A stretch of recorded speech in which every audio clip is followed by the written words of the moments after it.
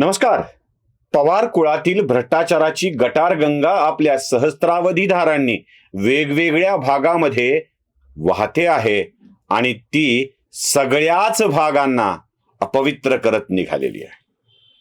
असं एकही ठिकाण नाही जिथे पवार कुळातील कोणी ना कोणी कोणाला ठगवत नाही. ऐसा कोई सगा नहीं जिसको ठगा नहीं, अशीच ही सगळी अवस्था आहे.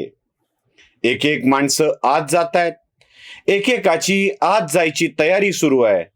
आत गेलेल्यांचे नवे नवे लफडे बाहेर येत आहेत आणि त्यापैकीच एक म्हणजे मियां नवाब मलिक यांचं एक नवच प्रकरण बाहेर आलंय.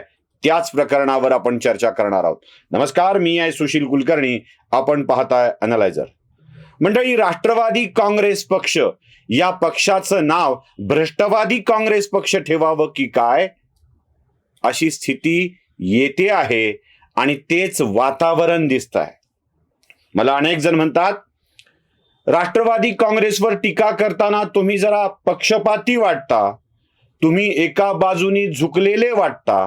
होय, मी राष्ट्रवादी काँग्रेसवर टीका करताना एका बाजूनी झुकलेला वाटतो, कारण राष्ट्रवादी काँग्रेसच्या मंडळींच्याकडं जेवढा काही भ्रष्टाचाराचा मोठा डोंगर आहे तो अन्य कोणत्या पक्षाकडे दिसत नाही. नवाब मलिक, हेच ते नवाब मलिक जे सातत्यानं दुसऱ्यावर वेगवेगळे आरोप करत होते.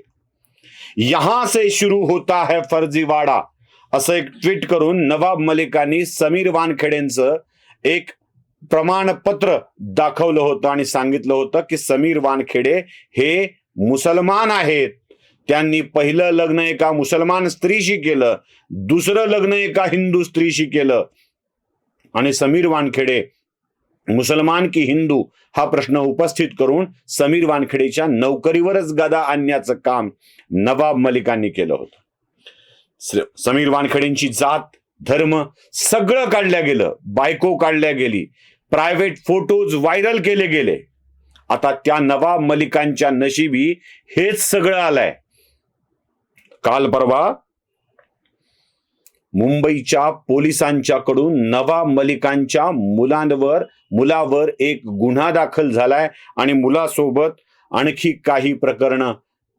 काही लोकांवरती हा गुन्हा दाखल आहे. आता नवाब मलिकांना फर्जीवाडा म्हणजे नेमकं काय असतं हे मला सांगायचं आहे. नवाब भाई, आपलं नाव नवाब, त्यामुळं आपली मुलंही नवाब आणि या मुलांना नवाबी शौक असणं अगदीच सहज आहे, सहज शक्य आहे. आपल्या मुलाचाही दुसरा विवाह आहे. फराज नवाब मलिक याचा दुसरा विवाह आहे आणि हा दुसरा विवाह कोण्या भारतीय मुलीशी झालेला नाही, तर तो एका फ्रेंच युवतीशी झालेला आहे. फ्रेंच युवतीशी विवाह झाल्यानंतर या फ्रेंच तरुणीला भारतीय नागरिक करण्यासाठीचे प्रयत्न सुरू झाले. और यहां से शुरू होता है फर्जीवाडा. नवाब मलिक साहेब, यहां से शुरू होता है फर्जीवाडा. जेव्हा या फराज मलिकला आपल्या बायकोला भारतीय नागरिक करायचं होतं, तेव्हा त्यांनी खोटे डॉक्युमेंट दाखवायला सुरुवात केली. मुळात ती फ्रेंच महिला, मग लग्नाचं प्रमाणपत्र असेल, निकाहनामा असेल, अजून कुठलं काही असेल, या सगळ्या बोगस प्रमाणपत्रांना एकत्र करत तिच्या विसासाठीची प्रक्रिया सुरू करण्यात आली आणि या विसा प्रक्रियेमध्येच हे सगळी डॉक्युमेंट खोटी असल्याचं, फर्जी असल्याचं सिद्ध झालं आणि त्याच्यावरती गुन्हा दाखल करण्याची मागणी होऊ लागली. अब मलिक साहब तो मंत्री थे, तुरुंगात गेले तेव्हाही ते मंत्री राहिले होते, त्यामुळं त्यांच्या मुलावर गुन्हा दाखल होण्याची प्रक्रिया लवकर झाली नाही. नियती बरोबर आपलं काम करत असते. राज्यातलं महाविकास आघाडीचं सरकार गेलं, देवेंद्र फडणवीस आणि एकनाथ शिंदे यांचं सरकार आलं आणि फराज मलिक आणि त्याची पत्नी याच्यावर गुन्हा दाखल झाला. मुंबई पोलिसांनी गुन्हा रजिस्टर नंबर 15/23 मध्ये भारतीय दंड संहितेचे कलम 420, मी मुद्दाम जोर देतोय, 420 फसवणुकीचं 420, 420, 465, 468, 471 आणि 34 या कलमान्वये गुन्हा दाखल झालाय. आणि त्यासोबत आणखी एक गंभीर कलम याच्यामध्ये आहे, विदेशी व्यक्ती अधिनियम 1946च्या कलम 14 नुसार 17 जानेवारी 2023ला मध्यरात्री हा गुन्हा दाखल झालेला आहे. आणि या गुन्ह्यानुसार आता फराज मलिक आणि त्याची फ्रेंच पत्नी यांच्यावरती कारवाई होणार आहे. मुळात या सगळ्या प्रकारामध्ये आपलाच परिवार सातत्यानं वेगवेगळ्या गुन्ह्यामध्ये अडकतोय आणि हे लपविण्यासाठी दुसऱ्याची मोठी प्रकरणं काढण्याचे उद्योग नवाब मलिक करत आलेले आहेत. आणि याच उद्योगावरती आता संक्रांत आलेली आहे. आता मलिकांच्या परिवाराच्या अडचणीमध्ये वाढ होत चालली आहे. किती सांगावीत प्रकरणं नवाब मलिकांची. जावाई अंमली पदार्थाच्या घोटाळ्यामध्ये अडकला, लवकर जामीन झाली नाही.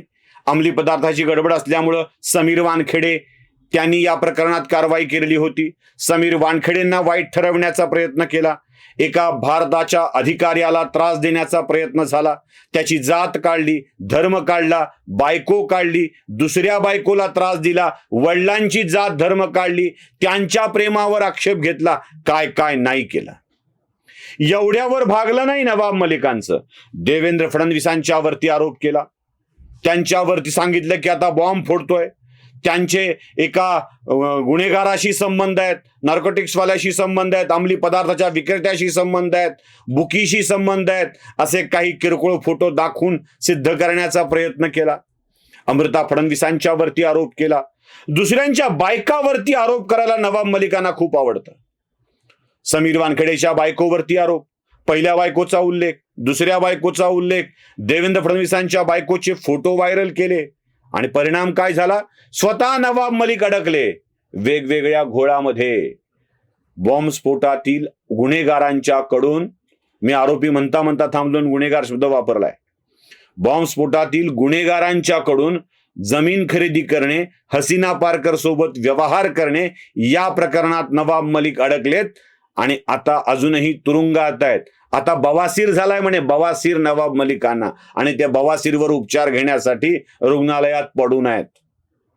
हे दुसरं प्रकरण झालं जिथे फर्जीवाडा उघड झाला. आणि आता तिसरं, त्यांचा मुलगाच फेक डॉक्युमेंटच्या प्रकरणामध्ये अडकलाय. त्याची ही दुसरी बायको आहे म्हणे, फ्रेंच मध्ये असलेली. आता भारतीय मुलींसोबत लग्न करून थकला, फ्रेंच मधल्या मुलींसोबत लग्न करायला लागलाय आणि त्यांना भारतीय नागरिकत्व देण्याचा प्रकार सुरू आहे. कदाचित त्यांना वाटत असेल की विदेशी मुलीसोबत लग्न केलं की देशामध्ये चांगलं काय होता येत असेल, लोक पंतप्रधान होऊ शकतात, आपण मग मुख्यमंत्री तरी होऊ असं फराजला वाटलं असेल, म्हणून कदाचित केलं गेलं असेल. पण याही प्रकरणामध्ये हे अडकलेलं आहे.